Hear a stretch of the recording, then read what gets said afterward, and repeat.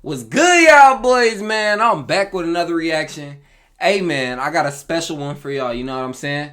The unique skills that made Larry Bird a GOAT candidate. If y'all think Larry Bird's the GOAT, I ain't gonna lie. I can't hate on you because he did have some unique skills that nobody else had. You know what I'm saying? He had that dog in him. He played in a game with a broken back, my nigga. He damn near had a broken back a whole season. But now we finna get straight into this video. Hey, bro, we finna hit 4K subs. I need y'all to hit that sub button for me, bro. We literally like 15 subs away. If you watching this video and you ain't sub, bro, that's crazy. Because if you had a channel, you know what I'm saying, you was about to hit a milestone, I'll help you out. But now we finna get straight into this video. We finna see the unique skills that made Larry Bird a GOAT candidate. Let's get straight to it. Hit that like and sub button. Let's do it. Let me check that volume. Check that volume. Okay. The first episodes of this series have been about big men, because the game was built for their dominance back then. Less spacing and no three-pointer placed a premium on rim protection and on interior scoring. There were a few non-bigs who could hang with the Giants. Julius Erving's aerial wizardry earned him the MVP in 1981, and Oscar Robertson won the award in 1964 as a 6'5" guard. But Larry Bird was like none of these players. He was something entirely unique that the basketball world had never seen before and hasn't seen since. That's nasty. You are watching what greatness is all about. Where's Larry Bird in all this? Has it blocked by Elijah Wan. Michael Jordan saves the day. This series... I gotta say this before we start. If y'all don't think Larry Bird is the GOAT, where do y'all got him in y'all top 5? Do y'all got him in y'all top 3? Or for the people that think he is the GOAT, tell me why he's the GOAT in the comments. I just need, you know what I'm saying, like a sentence or two. I ain't gonna ask you for a whole paragraph. This ain't school. But I need at least, like, if y'all think Larry Bird is the GOAT, I need at least a sentence or two in the comments on why he's the GOAT. Because I want to know for myself. Maybe you can convince me that he's better than a Michael Jordan. He's better than a LeBron James. You know what I'm saying? He's better than one of them. He's better than a Kobe Bryant. I need y'all to give me some realistic, you know what I'm saying, knowledge on how Larry Bird is the GOAT. This tackles one question. Who was the best at his best? We start at the ABA merger and go through the best multi-year stretches, examining the legends who provided the most on-court impact. These are the greatest peaks. Larry Bird, let's get it. Hit that like and sub. 7 minutes left. Larry Bird follows his own shot. Oh, what a play. Bird burst onto the scene in the 80s with his own brand of basketball alchemy. At 6'9", he could play in the post, but was also a world-class outside shooter who could pass. Let's start with the most basic part of this equation, his post game. Bird's most traditional back-to-the-basket move was a lefty hook. He loved physicality, note the little hip check to claim space, and he could roll this over most defenders. If it wasn't available, he'd start head faking opponents into some wild finishes, and Larry would throw combinations, feigning right, then to the middle. My bad. I know I just stopped it, but I gotta say this. For y'all younger generation, bro, you know what I'm saying? I'm young.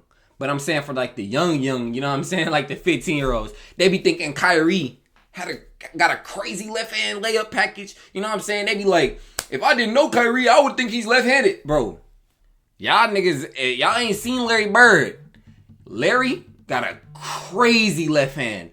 A crazy left hand. Like a crazy left hand. Like for real. Just imagine 6'9", can go with the right or can go with the left. He posting you up.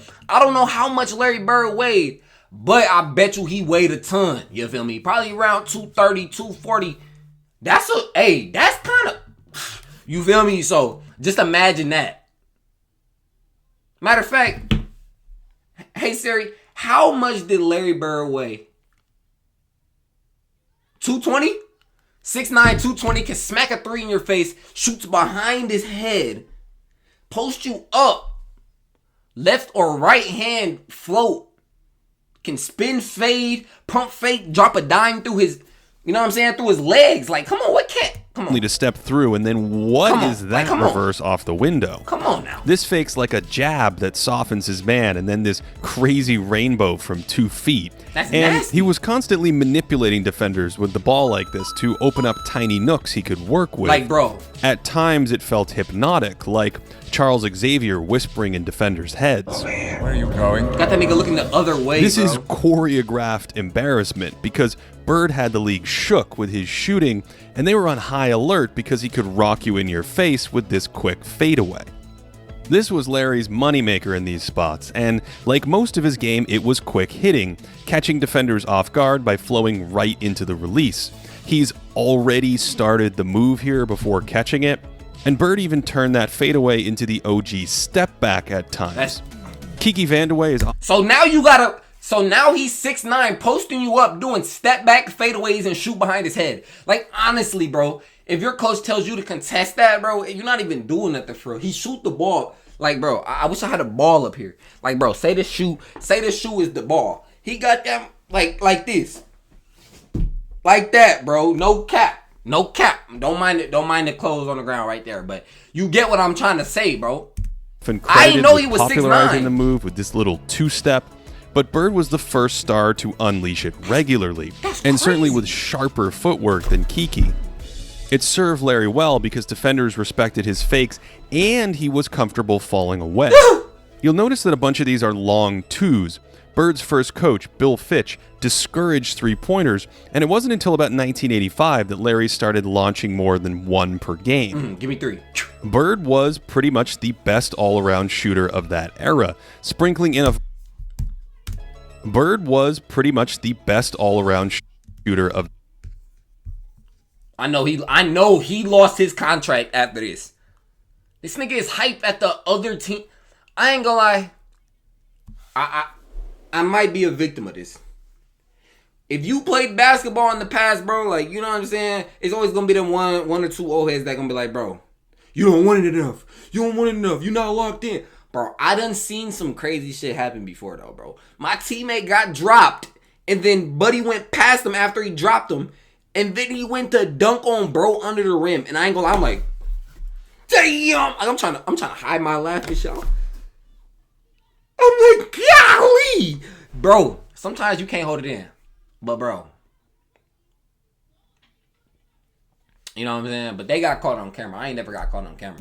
That era, sprinkling in a variety of outside jumpers, and no one could match his 90% free throw shooting and 40% three-point shooting. Damn. Although his volume from deep was low, Steph Curry takes more threes in a typical season than Bird did from 1984 to 1987 combined, and so it's not totally clear how much long ball Larry left on the scoreboard. From 85 to 87, Larry was far more effective from downtown versus weaker defenses, probably because they left him open in these spots, more like he was just a normal player. Against defenses at least 2 points worse than league average, Bird shot 47% on 3 attempts every 36 minutes. But against defenses 2 points ahead of league average, he shot only 34% with a hefty dip in volume. Some of this is likely noise, but his attempts also dropped in the playoffs during his peak years, so I'm not sure how comfortable he was just manufacturing threes. Despite mangling his finger in a college softball game, he had good touch on all kinds of little floaters and... Bro, now that I think about it, bro, I do remember him saying that he got his finger, got surgery, bro, or something like that. Y'all can retell me the story. I don't remember exactly. But his finger got messed up and he had to get surgery on it, bro. So he been playing and it never healed correctly, bro. So just imagine you shooting behind your head, giving niggas buckets, bro, every single game, and your finger is lopsided. He had a lopsided finger, bro. Like his finger legit looked like this, bro. No cap. Like I can't even bend my finger. You know, you get what I'm trying to say. Why would I try to? I ain't trying to have the Larry Bird finger, but.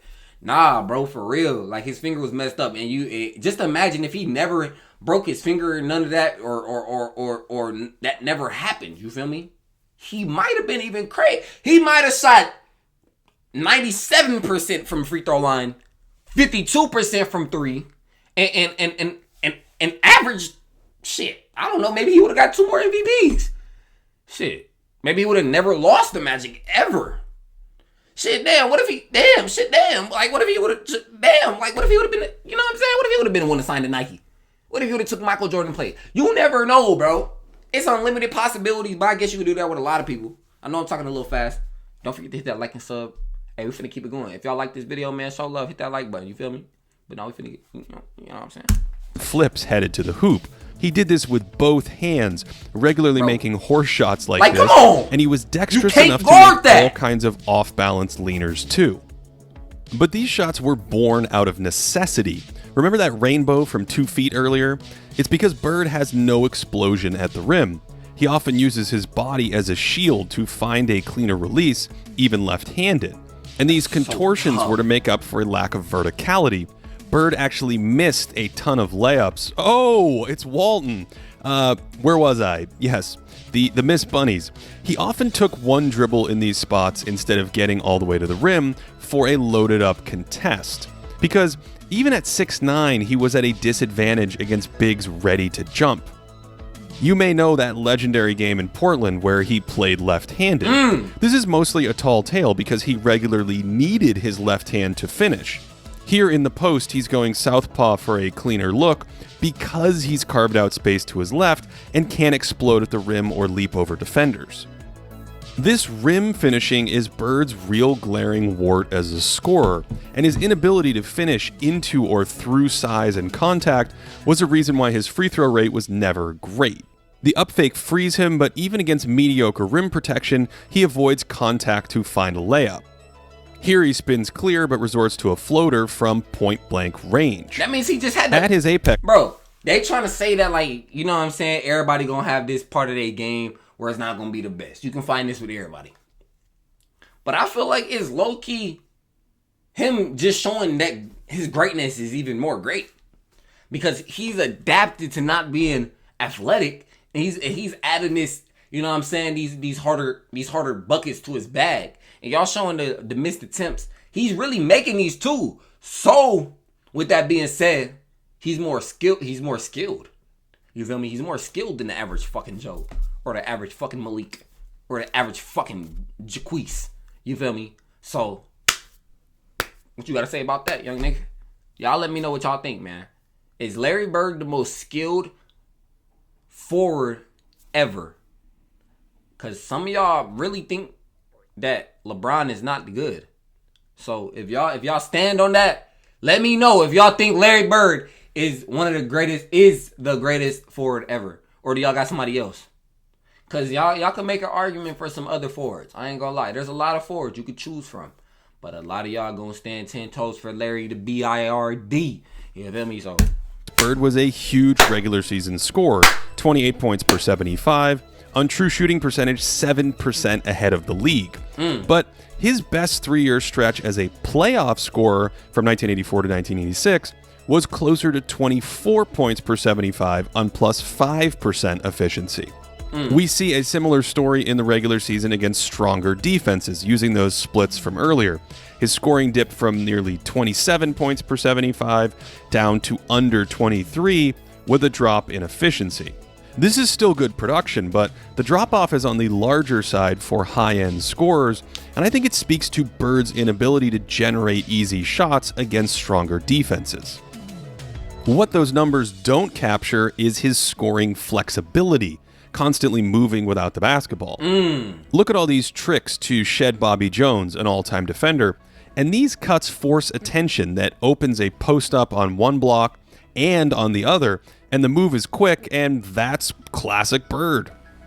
His shooting means you have to chase him, and his post-game... So he's moving, he's running around like he's prime Steph Curry. 6'9", running around...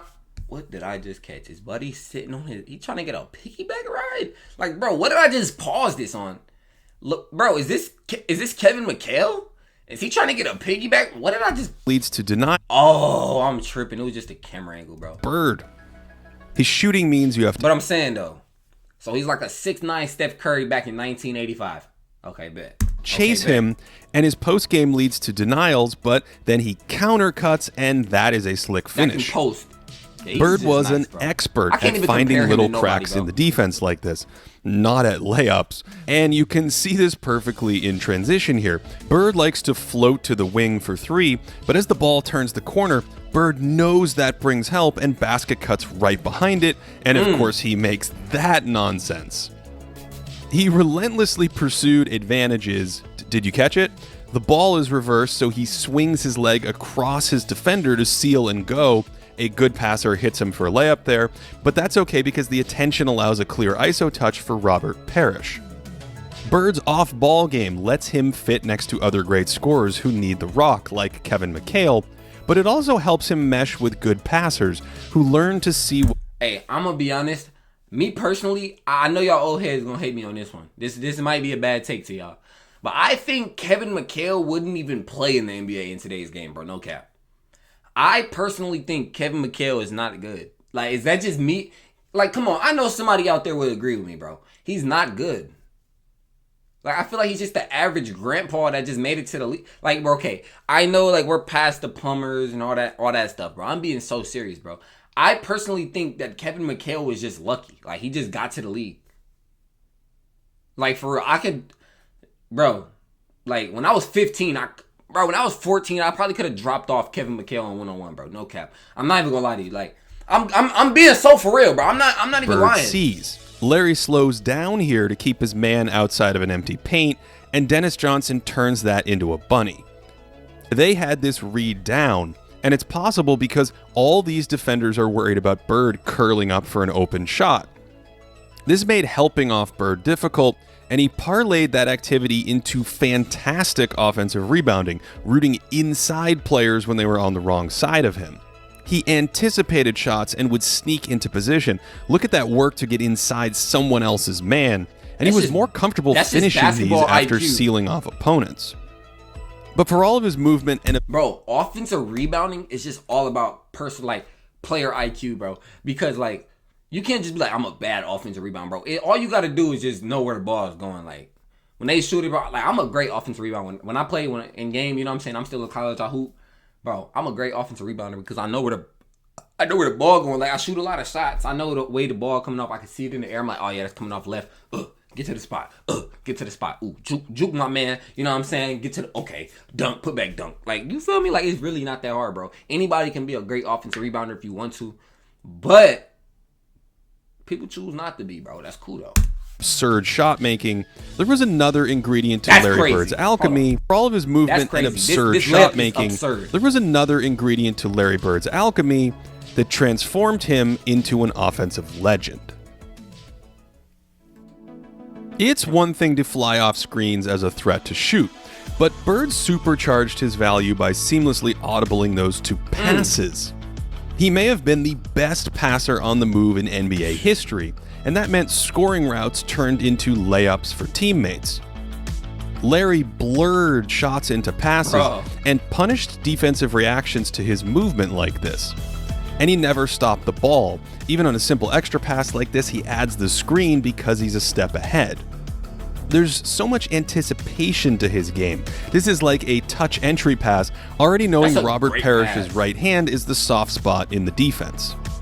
Of course, that made him a touch pass master, and this means you have to know where pieces are before the ball arrives. He knows Parrish is the mark the whole way down the court. Obviously, this vision made Bird deadly in transition before defenses were set. Too good, says Don Nelson. Any teammates willing to run with Bird benefited from his attention, and the delivery on some of these passes would make UPS jealous. This clip's blurry, but you can still see the whole package, patiently waiting for a cutter to fill the lane, holding the defense by looking away, then snapping a strike to the streaking Walton. Bro, I ain't gonna lie, if I played with Larry Bird, I would probably average 30 a game in the NBA. I'm just being honest, bro. You know what I'm saying? Like, my unique skill set with his unique skill set, like, bro, I think we'll make an amazing duo. If y'all need to see some highlights, I got y'all. Don't even worry about it. Go look my highlights up. You know what I'm saying? If y'all want to see my highlights, let me know in the comments, bro. I'm gonna show y'all my highlights, bro. No cap. I'm gonna show y'all my highlights. If y'all want to see my highlights, I need 10 people. I need 10 of y'all in here. But, like, I want to see your highlights. If y'all say that, then I'm gonna show y'all my highlights. No cap. Or if y'all want to see my highlights, somebody comment that, and if I get 10 likes on that one comment, then y'all gonna see my highlights. We've But me and discussed Larry would Bird's be manipulation of defenders with the ball, but his go-to trick was the shot pass, where he drew coverage and created better passing angles. Woo! Pick and roll wasn't a big part of his game then, but he ran it more in 86 and 87, and that ball fake was so... Kevin!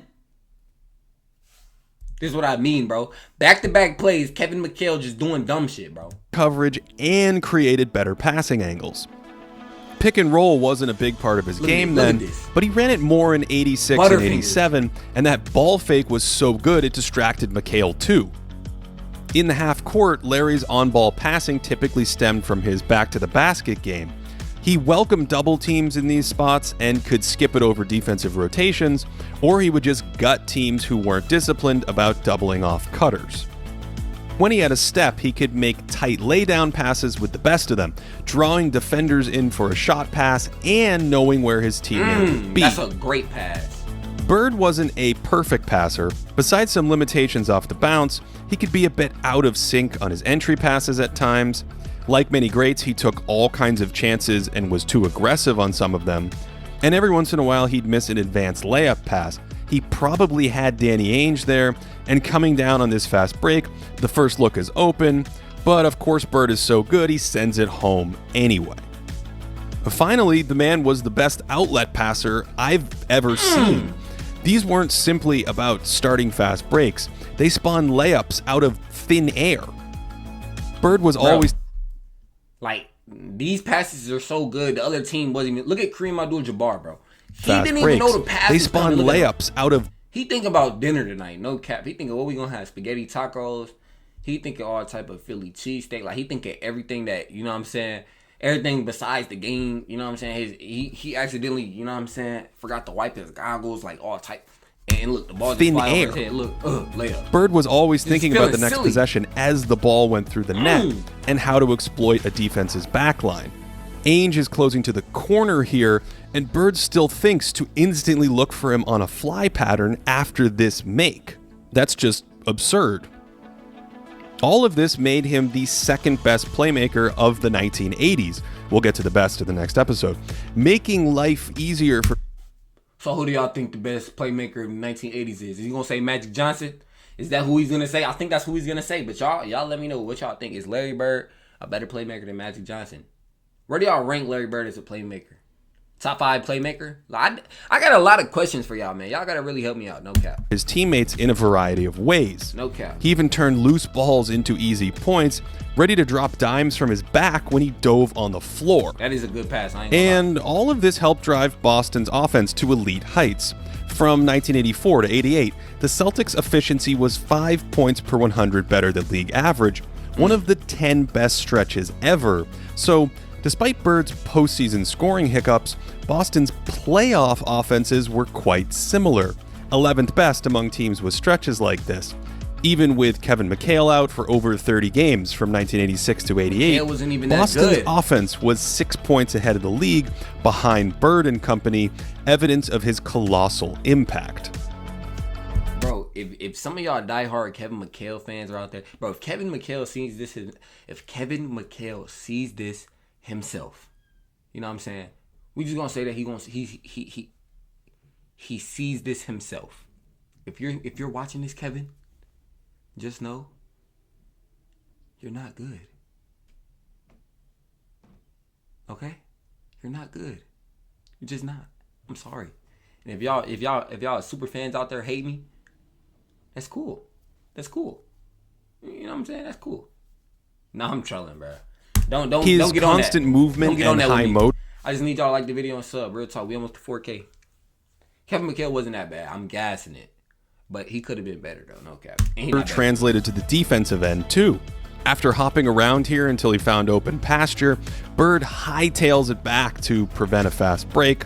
And Larry's defensive preference during the peak of his career was helping off his man in the paint to plug gaps or double team when needed. That court vision served him well in this role. He's rotating the second his guard gets a step, and Bird's wild jab alters it just enough. His lack of lift made these help attempts only marginally effective. He often rotated in time, but he wasn't springy enough to really swallow up shots.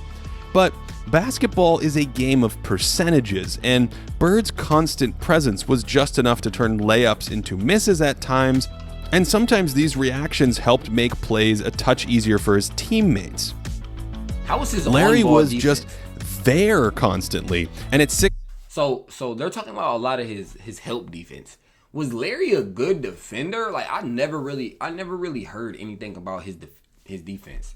Like if my old heads, you know what I'm saying, is here, and y'all watched him live, was he a good defender? Was he a lockdown? Like, can somebody let me know? Should I watch a defensive, like a Larry Bird defensive clip? Like, let me know if y'all want me to watch Larry Bird defense. If y'all got a link to that video, let me know. I know I ain't been posting videos in a while, but I'm back. You know what I'm saying? I'm about to go back to school, so I'm going to have a lot of free time on my hand. You know what I'm saying? So we finna do a lot of videos. So y'all just got to let me know. Y'all got to give me more videos to watch, for real. 6'9" was large enough in spots to protect the rim fairly well for a forward.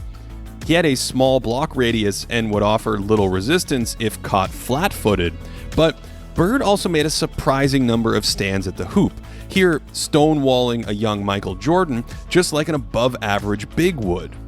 Only Bird played small forward in a lot of these lineups, so his paint presence became a solid positive next to two other bigs.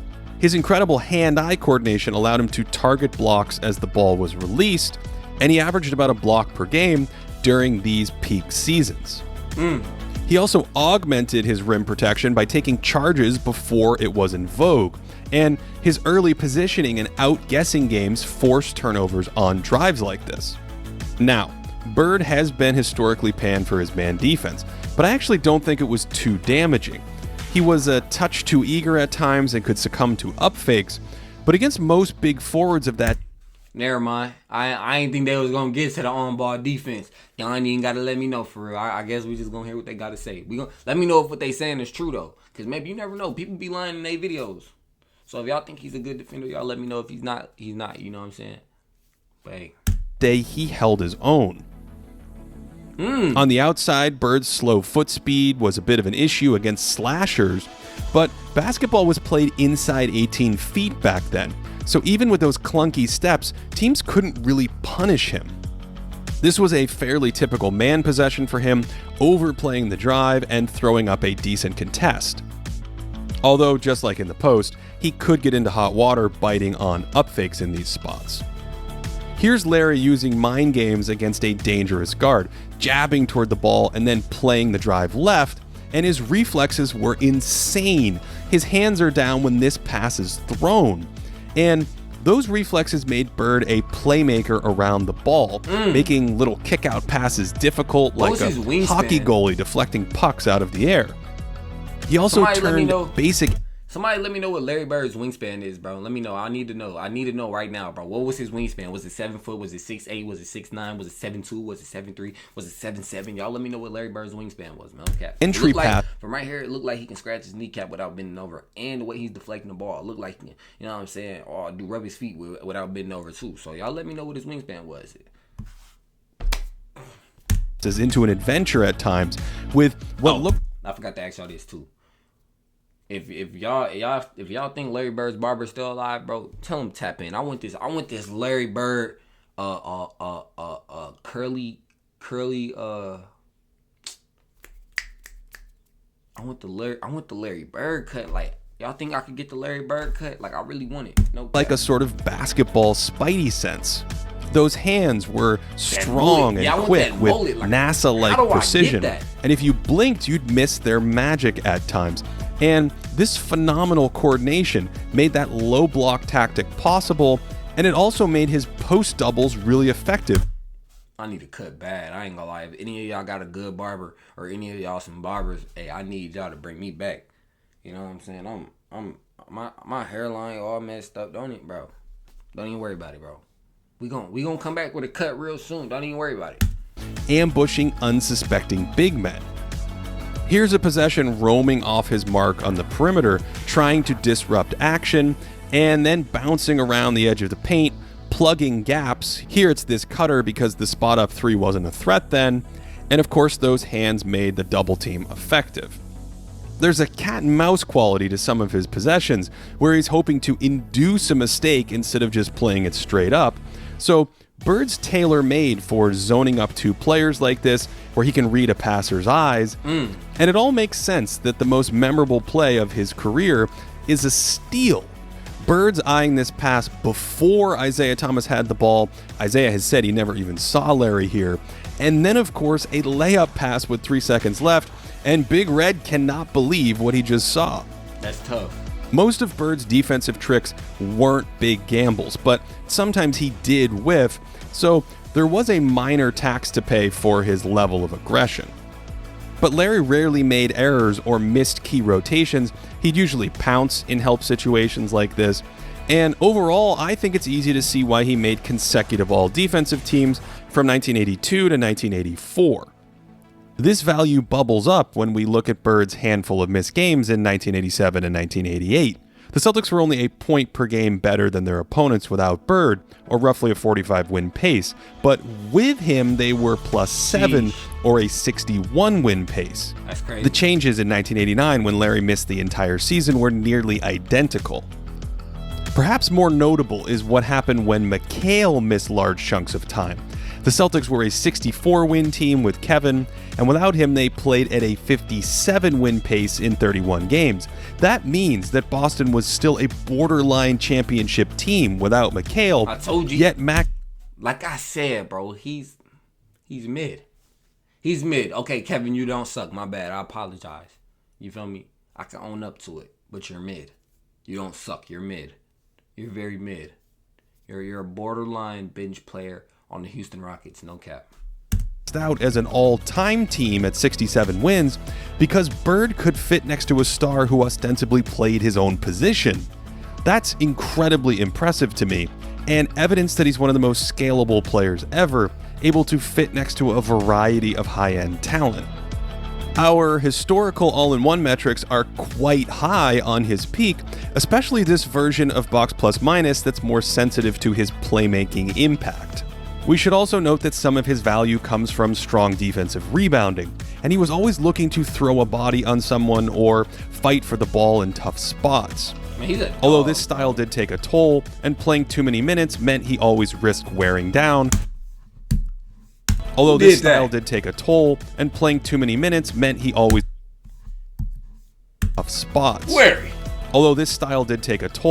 playing. Bro, he just grabbed his neck and threw him. As a grown man, bro, letting Larry Bird palm your neck, grab your face, and throw you with his left hand. Or fight for the ball in tough spots. Although this style did take a toll. He literally has his neck like this. And playing too many minutes meant he always risked wearing down during deep playoff runs. Larry's body did ultimately break down at 31, but before then, he reimagined what They got a fight with a canine dog, bro? What happened?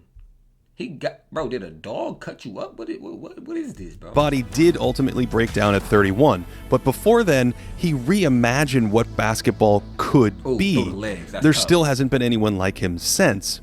And while his defense wasn't always pretty, do y'all think Luka could be the next Larry Bird? Like, Luka is like a 2024 version of Larry Bird. Y'all let me know what y'all think about that one, too. Activity and anticipation made it fairly effective for his time. Sure, slightly better scoring would have put him in his own class on offense. But even without that, Larry Bird is one of the 5 greatest offensive players of all time. For more historical content, hey man, that's gonna do it, man. Like, comment, subscribe. Hey, we got more videos on the way. Like I said, I asked a lot of Larry Bird questions in there. If y'all watch this whole video, let me know. Tell me when you watch the whole thing. I don't know how you want to word it, but leave a comment. Let me know what you think. How do you feel about Larry Bird? Hey, hit that sub button. We so close to 4K. If y'all want to see more videos like this, let me know. Hope y'all have a blessed day. Don't forget to brush your teeth every morning and at night. And yeah, clip y'all nails though too, cause some of y'all nails be getting dirt under them. But no, we out.